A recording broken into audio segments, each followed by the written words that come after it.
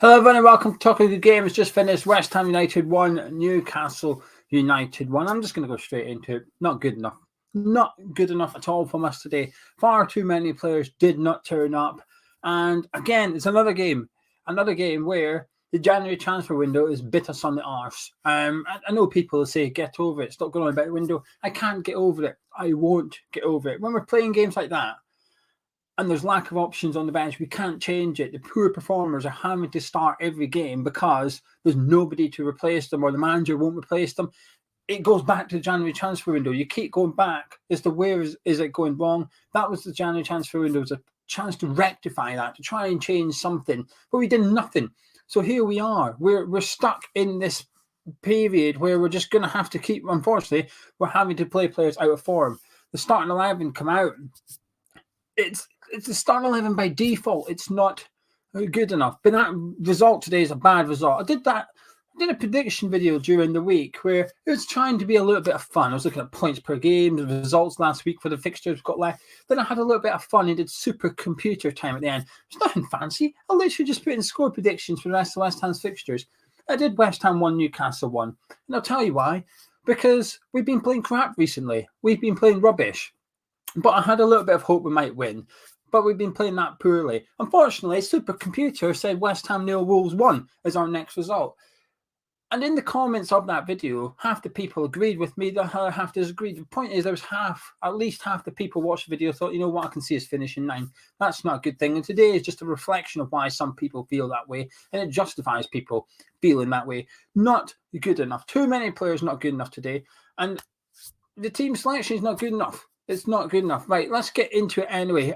We took the lead on the half-hour mark. Craig Dawson scored the goal. But before that, Christ, that was a long start from West Ham, weren't it? Newcastle were almost a goal up after about 3 minutes. Declan Rice sleeping at the back post. The ball coming from a free kick. The Yolenton nipped in. Decent enough save from Fabianski. Then the ball was bouncing around a little bit. Willock having a couple of efforts. Well blocked by Souček. Creswell making a block as well. But it was a really slow start from West Ham. I remember looking at it at the time thinking, it was 10 minutes gone. I remember thinking, have we even been in the Newcastle half yet? It was just dreadful. It was a really poor performance from us. But we started to get going a little bit. Just before we scored, we started to get up the pitch a bit more. And I thought the attacking players of us, I thought they looked quite busy. I thought Fornals, Bowen, Antonio, Benrahma, I thought they looked relatively lively, energetic, busy. Doesn't mean they were playing well, but they looked up for it kind of thing. Anyway, we've got a goal, 35th minute roughly. Alan Creswell free kick in from the left-hand side. Not the best delivery in the world. It's an assist. It's the ball into a dangerous place. But when a centre-back has to sort of crouch to head it, it can't be a great free kick. But anyway, decent enough free kick from Creswell. Really good run from Craig Dawson. That's what makes this goal, I think. I think it's Dawson's run that makes this goal. Away from defenders, he's just sort of free. He's got a free header just outside the 6-yard box. Header straight into the bottom corner. No chance for the keeper. Really, really good finish from Craig Dawson. But then on, I thought we started to look a little bit better at 1-0. And I thought, here we go, keep going. The crowd were urging the team forward. I think everybody could sense that we need another goal. This ain't enough.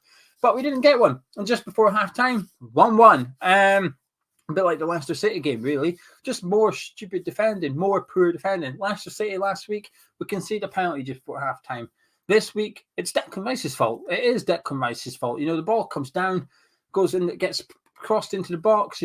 First of all, it's poor from Bowen and Fredericks get done. They just absolutely get done. I assume it's Jacob Murphy holds it up. Target goes on the overlap, little ball in. Suddenly, he's got loads of space, loads of time, gets his cross in. It's a poor cross in the end. But this is where it's sort of like just head it anywhere. But somehow Declan Rice heads it sort of backwards. It's a really poor header from Declan Rice. Dawson's trying to shield off Willock. But Fredericks is just stood watching it, just dropping out the air. He doesn't move. He doesn't do anything to help Dawson whatsoever. Willock gets his foot to it, goes off the post. I was going to say it's fortunate it went in. It wasn't fortunate at all. It was just good play by Willock. He was the one that read the play, got in there. He had a really good game, got the goal. Fabianski couldn't quite keep it out. So we're in 1-1 at half-time. But I have to be honest with you. I thought Fredericks was getting torn apart in the first half. Where's Ben Johnson? Why? I know he came on at half-time, but if anything, that just proved Johnson's fine in the second half. Was he good? I wouldn't say he was excellent, but I certainly wouldn't say he was poor. It stopped the threat from Newcastle. Newcastle carried in the first 45. Newcastle were bombing down that side, but Johnson stopped that. He just completely stopped it. Why is he not starting? Moyes got that wrong. Moyes got that wrong in the first. Starting the game, Frederick starting ahead of Johnson was wrong. It's contributed to us conceding our goal in this game. Ryan Fredericks played not good enough from the manager, not good enough from Ryan Fredericks. But anyway, Johnson came on at half-time, and I'm surprised that was only sub, to be honest with you. I would have had Souček off as well, I'll be honest with you. I would have hauled him off at half-time. Another poor performance from him. But I'm not angry towards Souček. I've got no anger towards Souček, and I've got no anger towards Michail Antonio, who I also thought was really poor. I thought he looked better in the first half, perhaps, today. I thought Antonio looked a bit busy, causing their defenders problems. Got Kraft booked. Schär should have been booked for his fouls on Antonio as well. But the second half, he was still trying hard. He was just poor decision making, especially that point. He got the ball, went on the run down the left-hand side, cut in. There's 3 or 4 options, and decides to go for glory. Michail Antonio, correct me if I'm wrong, I think the stat still stands, never scored a goal from outside the 18-yarder for West Ham. Never scored a goal from outside the box, but 20 yards out today, he decides today is going to be the day he's going to score from outside the box and blazes it well over the bar. Stupid decision from him. Stupid. I don't blame him. I do not blame Antonio whatsoever. He told us during the week he's only had 10 shots. You can tell he's itching to get some efforts in a goal. That he's backing himself to score goals if he gets chances. He just believes he's not getting them. I don't necessarily agree with him, but I can understand why he took that shot on. But no anger towards Souček and Antonio. And I'll tell you why. They shouldn't be playing. They should not be playing. And this does go back to January transfer window. I know Ironix has said move on, stop talking about the window, but I can't move on. It's difficult to. Here you go. If he hears about the January transfer window, he's going to shoot someone. Well, you're going to have to come shoot me, mate, because today, Souček probably shouldn't have started. He's out of form, but there's no one else to go in. Alex Kral either comes in and plays, or he's that crap. Well, why have we kept him? Why did we not send him back in the January transfer window? Why are we not got another midfielder in? If we've decided we cannot play Alex Kral, then have the window shut, knowing that my Souček and Mark Noble, and Moyes isn't going to use Mark Noble that often. We know that, and we agree with that. That's fine. That's okay. Not using Noble that much. What's not okay is consistently using Thomas Souček, even though he's out of form today. Bang out of form again. Second half was no better for him. Joelinton was running past him. Willock was running past him. Just a poor performance from him. They shouldn't be starting. And if they are starting, they're not playing well, get them off. But here's the problem. We're not getting them off. We aren't substituting them. We're just leaving these poor performers out on the pitch. We're basically starting with 9 men at the minute. How are we going to win games like that? How are we meant to qualify for European football when we're consistently picking bang out of foreign players? It's not good enough. And today was just another game where Moyes' stubbornness, the poor planning for the January transfer window, poor execution of the January transfer window, has come back to bite us in the arse again. More points dropped. We don't get European football. If we do not get European football by the end of the season, it goes down to that January transfer window, and no one will change my mind. Anyway, back to the game. Second half, there was nothing to talk about, really, was there? I don't think any keeper had to make a save. Antonio had that, and there was a few bits and pieces, some crosses and stuff. But all in all, both teams cancelled each other out. Both teams, I think Newcastle ran out of energy a little bit towards the end of that game. Their first half, I thought they were brilliant with their box-to-box. Like I said, Joelinton and Willock, the running that them two did, Target come down the left, I thought they were really, really good, calling us all sorts of bothers. Second half, I think they just didn't have the legs for it anymore. We snuffed out a bit. And there was a few players of West Ham up their game in the second half, and I think there's also a few that didn't up their game, unfortunately. But finished 1-1. I think it was a fair result. I think it was a fair result for both teams. I think Howe will be happy with the point. Moyes shouldn't be happy with the point. But I don't know who you can blame, really, bar himself. No West Ham fan is surprised by that performance today. None. We can be disappointed and pissed off at it, but we're not surprised. We're not surprised by Antonio's performance. We're not surprised by Souček, again, not playing really well, because we've been seeing it for a few weeks now. So there's no excuses from the manager here, none. And in the live chat before the game, there's some fans saying, Moyes is doing the same thing. Rodgers told us last week, I know what West Ham are going to do. Everyone knows what West Ham's going to do. Okay, he didn't go on and win the game, but I'll tell you what, you could see it. And you can see it again today. Eddie Howe knew what West Ham was going to do today. Stopped it. We carried little to no threat against a team fighting relegation. Yes, I know they've added a lot of players, they've bought players in, but they were missing their right back. They were missing their main attacker in Saint-Maximin. You know, I looked at that team today from Newcastle. I thought, we've got to be beating this. We have to. We were never going to have a better time to play Newcastle. Yes, they'd won 3 in a row coming into this, but they had poor preparation for the game, taking the coach down late last night. Saint-Maximin's out, Kieran Trippier's out, their second choice right back's out, that's their third choice right back out there today, and you look better than our one. It's just thoroughly disappointing. It's not good enough really from West Ham. It's not good enough from Moyes. It's not good enough from some of the players. We want European football. The only way we're going to get European football next season is by winning a trophy this season. And we're not going to do that playing like what we've just seen for 90 minutes today. Anyway, like I said, fair result. Right, individual performers. I thought Craig Dawson was excellent. Man of the match. I'm going to start. I need a bit of positivity. I thought Craig Dawson was fantastic today. Really good goal. Got lucky. Let's be honest with you. Let's address this. Got lucky. If that referee didn't whistle for Chris Wood nudging Zuma, which I think was possibly a bit lenient on us. I think Zuma made the most of it. That was possibly a red card for Dawson. It wasn't dangerous to that. It was just last man defending. It's a bit like what Lewis Dunk did at Old Trafford. Fraser goes past him, brings him down. But apart from that, lucky. I thought he had a really, really good game.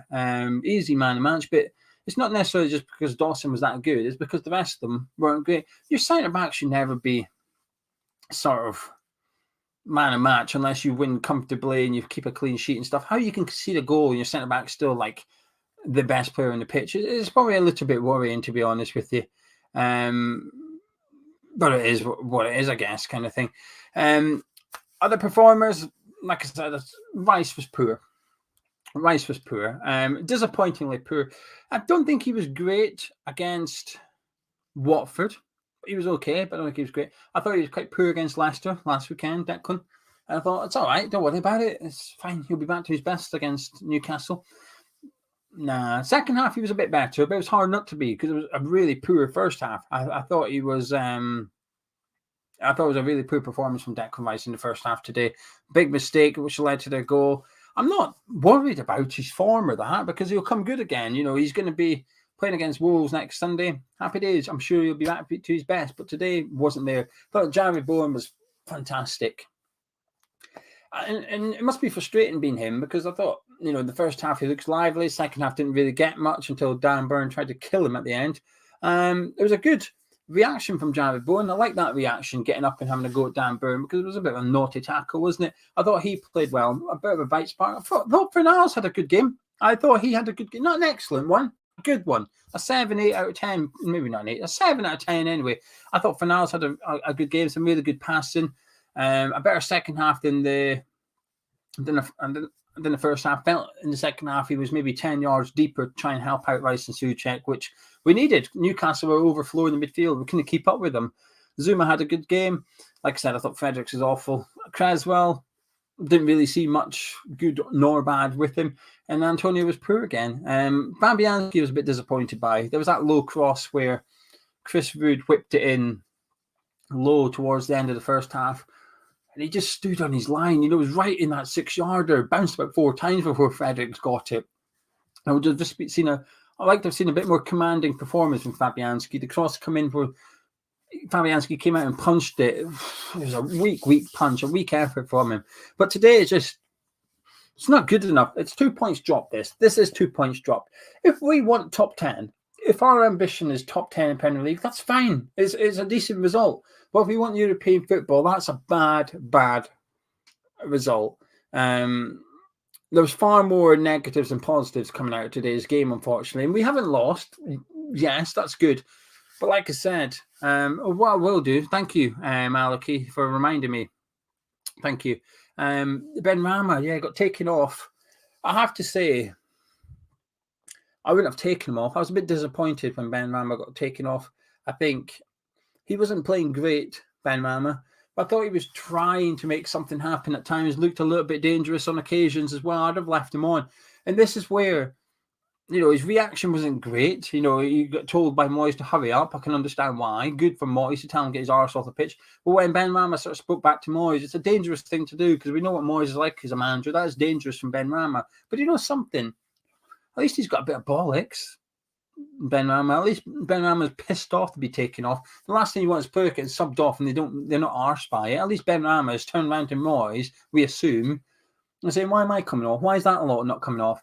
And do you know something? This is the effect. This is the domino effect of leaving Michail Antonio and Thomas Souček on the pitch, because Benrahma's probably running around trying things, probably looking at Antonio thinking, well, at least do something. You know, I can't do anything with you in the team.